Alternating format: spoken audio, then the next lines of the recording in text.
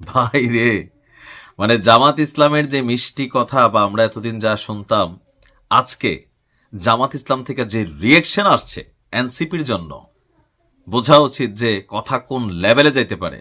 আমার কাছে গেছে গেল কয়েকদিনে সম্ভবত মির্জা আব্বাস সাহেব বিএনপির, তিনি এরকম একটা কথা বলছিলেন যে কথাটা আজকে আমাদের জামাতের যিনি কি বলা হয় যে সেক্রেটারি আছেন মিয়া গোলাম পারওয়ার, তিনি আজকে কঠোর ভাষায় এনসিপির ধাঁচিয়া উড়াই দিছে।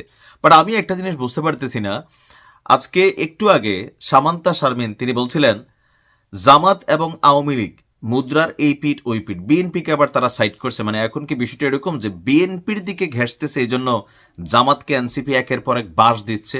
হান্নান মাসুদ যে ডায়লগ দিছে জামাতের নেতাকর্মীরা বট বাহিনী, সুযোগ পাইলে আপনারা মারধর করেন, আপনারা বাটপার। তারপর হচ্ছে রাজনৈতিক প্রতারক, নাহিদ ইসলাম বলছে যে জামাত হচ্ছে রাজনৈতিক প্রতারক একটা দল, সংস্কারের নামে অনেক গুটিবাজি করছে। এই যে কথাগুলো হঠাৎ করে এনসিপি থেকে আসতেছে একের পর এক, এটার ব্যাকগ্রাউন্ড কাহিনী কি? মানে সেট আপটাকে অন্যদিকে যাচ্ছে। যেমন এই জামাতের পিঠে ভর করে এনসিপি জীবিত ছিল, আজকে জামাত এগুলো ডিজার্ভ করে এনসিপি যা বলে। কেন? কারণ জামাত আর এনসিপি মানুষ মনে করছে মুদ্রার এই পিঠ ওই পিঠ। ইভেন এনসিপি জামাতেরই টিম বি টিম সি হিসেবে চিহ্নিত ছিল। আজকে কেন এই কনফ্লিক্ট?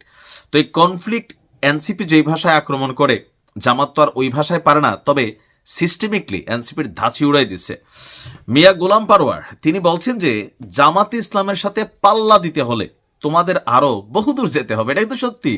এই নাহিদ ইসলামকে গ্রোমিং করছে কিন্তু জামাত ইসলাম। ডাক্তার তাহের ভাই তিনি সরাসরি বলছিলেন যে এই 24 জুলাই অভ্যুত্থানের অনেক আগে থেকে নাহিদকে জামাত ইসলাম গ্রোমিং করছে। ইভেন সার্জিস এটা স্বীকার করছে, কাদের স্বীকার করছে যে এই ঘটনায় জুলাই আগস্ট অভ্যুত্থানের নেতৃত্ব, দিক নির্দেশনা যে সমন্বয়করা ছিল তাদেরকে জামাত ইসলাম মোটিভেটেড করছে, গাইডলাইন দিছে, রূপরেখা দেখাই দিছে।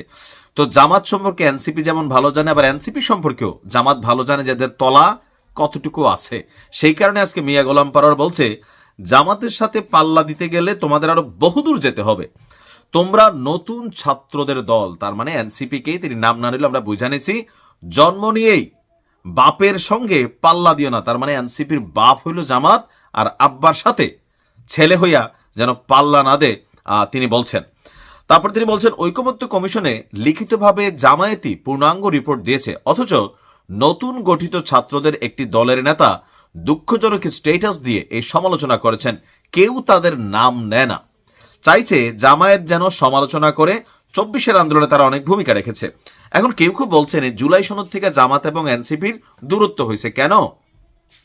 আমরা প্রথমে জানতাম পিআর নিয়ে জামাত কিন্তু জুলাই সনদে স্বাক্ষর করবে না, কিন্তু পরের দিন অনুষ্ঠানে জামাতের যিনি আমির সাহেব আছেন, আরেকজন ডাক্তার তাহের ভাইকে আমরা দেখলাম জামাত সেখানে সাইন করে আসো। ঠিক আর একদিন পরেই বা 2 দিন পরেই হঠাৎ করে জামাত নিয়ে এই আলোচনা শুরু হয়ে গেল।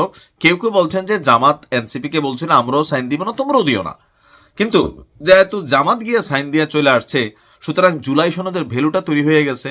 যদি মাত্র শুধু বিএনপি দিত, জামাত এখানে সাইন না করতো, এনসিপির আন্দোলনের রূপরেখাটা বা সরকারকে চাপ প্রয়োগ করাটা শক্তিশালী হইতো। কিন্তু 3 নাম্বার দল হিসাবে এই মুহূর্তে মাঠে থাকে না যে 3 নাম্বার আউট অফ টপিক বা আউট অফ গ্যালারি, তো সেই হিসাবে এনসিপি কিন্তু এখন গ্যালারির বাহিরে চলে গেছে।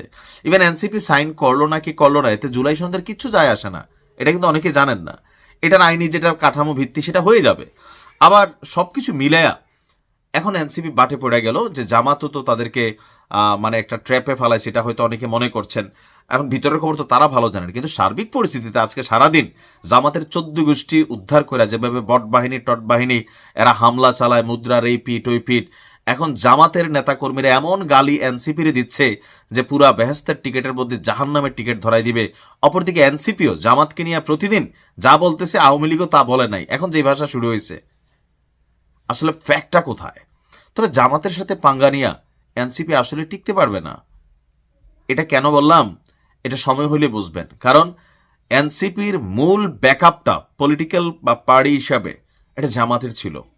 বিএনপির সাথে তো আছেই দূরত্ব, আওয়ামী লীগ তো খুঁজতেছে মায়ের জন্য, আর এখন জামাত আছে। ধরেন এই যে একটা কনফ্লিক্ট, এনসিপির শেষ পরিণতি অনেক খারাপ হবে, সবাইকে বিগড়ে ফেলছে। দেখা যাক কি হয়। ভালো থাকুন।